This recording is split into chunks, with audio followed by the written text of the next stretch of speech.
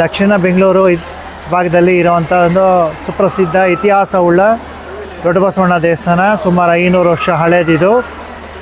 ಇದು ಮಾಗಡಿ ಕೆಂಪೇಗೌಡರು ಅಂತ ಇಲ್ಲಿ ಆಳ್ತಾಯಿದ್ರು. ಅವ್ರ ಕಾಲದಲ್ಲಿ ಈ ದೇವಸ್ಥಾನನ ಜೀರ್ಣೋದ್ಧಾರ ಮಾಡಿದ್ದಾರೆ.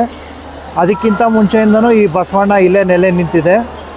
ಒಂದೇ ವಿಗ್ರಹದಲ್ಲಿ ಏಕಶಿಲಾ ಮೂರ್ತಿಯಾಗಿ ನಂದಿ ವಿಗ್ರಹ ಇಲ್ಲಿ ಇದ್ದು ಸುಮಾರು 12 ಅಡಿ ಎತ್ತರ 20 ಅಡಿ ಉದ್ದ ಇದ್ದು ಒಂದೇ ಶಿಲೆಯಲ್ಲಿ ನಂದಿ ವಿಗ್ರಹ ಇಲ್ಲಿ ಸ್ಥಾಪನೆ ಆಗಿದೆ. ಈ ದೇವಸ್ಥಾನನ ಮಾಗಡಿ ಕೆಂಪೇಗೌಡರು ಇಲ್ಲಿ ಆಳ್ತಾ ಇದ್ದಾಗ ಈ ದೇವಸ್ಥಾನ ಬಂದು ನೋಡಿ ಈ ದೇವ್ರನ್ನ ನೋಡಿದಾಗ ಅವ್ರಿಗೆ ದೇವ್ರ ಆಜ್ಞೆ ಮಾಡಿ ಗುಡಿ ಕಟ್ಟಕ್ಕೆ ಆಜ್ಞೆ ಮಾಡ್ತಾರೆ.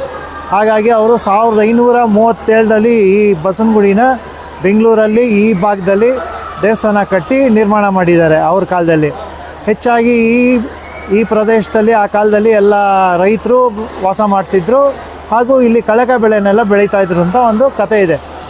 ಅದನ್ನೆಲ್ಲ ಈ ದೇವರು ಬಂದು ತಿಂದು ಬೆಳೆನೆಲ್ಲ ಹಾಳು ಮಾಡ್ತಾಯಿತ್ತು ಅಂತ ಗೊತ್ತಾದಾಗ ರೈತರಿಗೆ ಎಲ್ಲರೂ ಬಂದು ದೇವರಲ್ಲಿ ಮೊರೆ ಇಟ್ಟು ಕೇಳ್ಕೊಂಡಾಗ ಇದೇ ದೇವರು ಬಸವಣ್ಣ ಇಲ್ಲಿ ಕಲ್ಲಾಗಿ ಕೂತಿದೆ.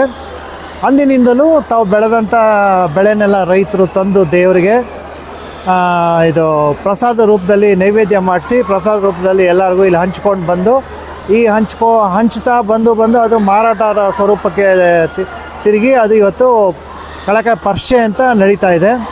500-600 ವರ್ಷದಿಂದನೂ ಈ ಇತಿಹಾಸ ಇದೆ ಈ ಪರ್ಷೆಗೆ. ಸರಿ, ನಾಳೆ ಬೆಳಿಗ್ಗೆ ದೇವರಿಗೆ ಕಳಕಾಯಿ ಅಭಿಷೇಕ ಆಗುತ್ತೆ, ರುದ್ರಾಭಿಷೇಕ, ಪಂಚಾಮೃತಾಭಿಷೇಕ, ಕ್ಷೀರಾಭಿಷೇಕ ಎಲ್ಲ ಇರುತ್ತೆ. ಹೂವಿನ ಅಲಂಕಾರ, ಮಹಾಮಂಗಳಾರತಿ, ಗಣ್ಯಾತಿಥಿಯರಂದ್ರೆ ಸರ್ಕಾರದ ವತಿಯಿಂದ ಇಲ್ಲಿ ಉದ್ಘಾಟನೆ ಆಗುತ್ತೆ. ಎಲ್ಲನೂ ನಾಳೆಯಿಂದ 2 ದಿವಸ ವಿಜೃಂಭಣೆಯಿಂದ ಜಾತ್ರೆ ನಡೆಯುತ್ತೆ.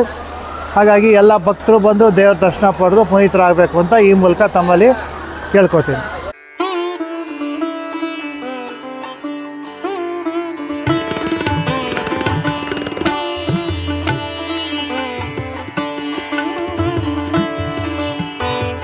ಇಲ್ಲಿ ಈ ದೇವರಲ್ಲಿ ಅಷ್ಟು ನಂಬಿಕೆ ಇರೋದ್ರಿಂದ ಲಕ್ಷಾಂತರ ಜನ ಬಂದು ಇಲ್ಲಿ ತಮ್ಮ ಇಷ್ಟಾರ್ಥಗಳನ್ನು ಸಿದ್ಧಿ ನೆರವೇರಿಸ್ಕೋತಾರೆ. ಹಾಗಾಗಿ ಎಲ್ಲರೂ ಬಂದು ಇಲ್ಲಿ ದೇವ್ರ ದರ್ಶನ ಮಾಡಲಿ ಅಂತ ನಾನು ಇಲ್ಲಿ ಈ ಮೂಲಕ ತಿಳಿಸ್ತಾ ಇದ್ದೀನಿ ಎಲ್ಲರಿಗೂ. ಆರೋಗ್ಯ, ವಿದ್ಯಾಗೆ, ಮದುವೆಗೆ, ಮಕ್ಕಳಾಗೋದಕ್ಕೆ ಎಲ್ಲ ಏನೇನು ಕೇಳ್ಕೊತಾರೆ ಎಲ್ರಿಗೂ ದೇವರು ಅನುಗ್ರಹ ಮಾಡ್ತಾನೆ ಅಂತ ಇಲ್ಲೊಂದು ಪ್ರತೀತಿ ಇದೆ. ಹೌದು, ಖಂಡಿತ ಲಕ್ಷಾಂತರ ಜನ ಬರ್ತಾರೆ. ಈ ಕಾರ್ತಿಕ್ ಮಾಸದಲ್ಲಂತೂ ವಿಶೇಷವಾಗಿ ಜನ ಬಂದು ದೇವ್ರ ದರ್ಶನ ಮಾಡೇ ಮಾಡ್ತಾರೆ. ಒಳ್ಳೆಯದು.